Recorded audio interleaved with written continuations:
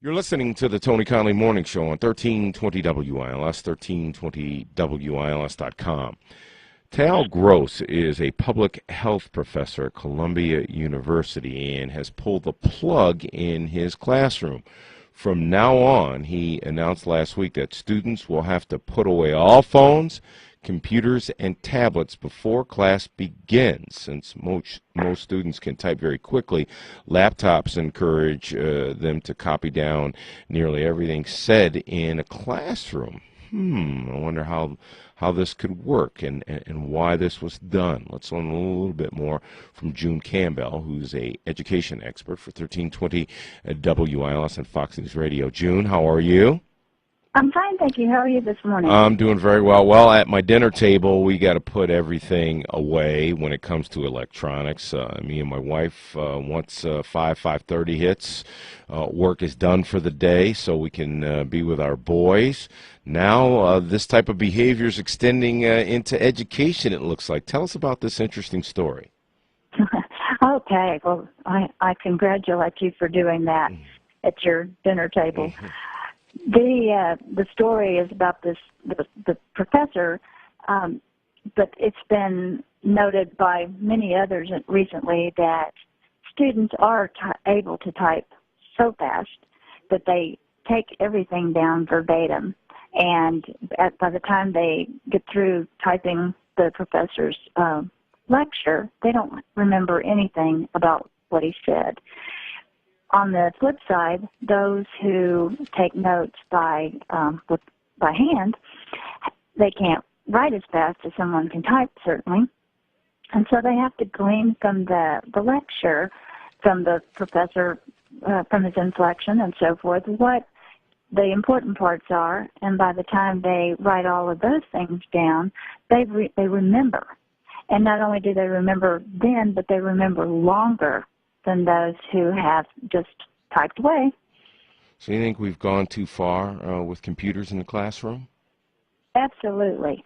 Now, I love technology. I'm an author. I use technology all the time. But I think just like anything else, there's a time and a place for it, and the classroom is not it, especially in the younger grades, because kids need to learn how to use their brain computers.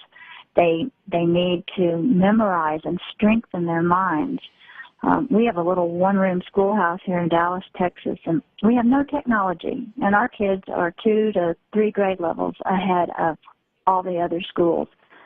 And why is that? It's because they're learning how to learn. We memorize the math facts by flashcards, and they hear one another memorizing with the teacher.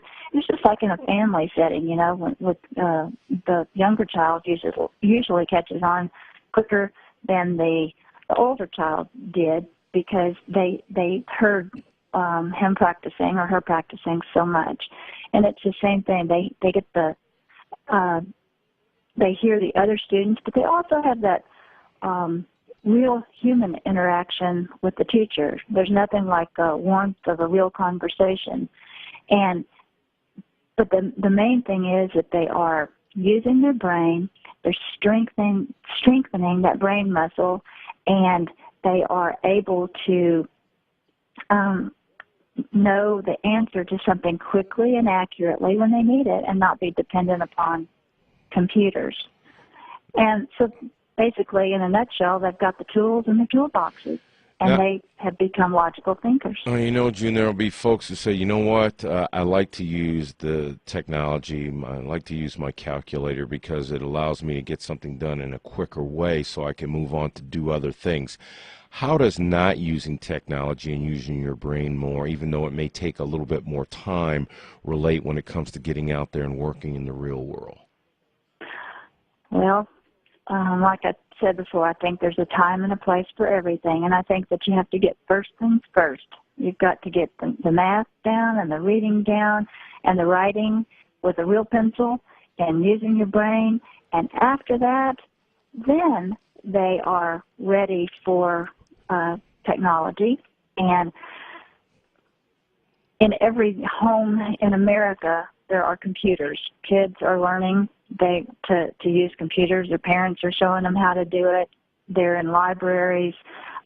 They get plenty of computer time. But what they need at an early age is to learn how to use their brains. This is the way it's always been until recently, and this is the way it should be.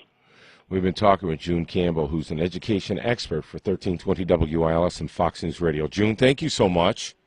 Well, thank you. And thank you for listening to the Tony Conley Morning Show on 1320 WILS, 1320WILS.com.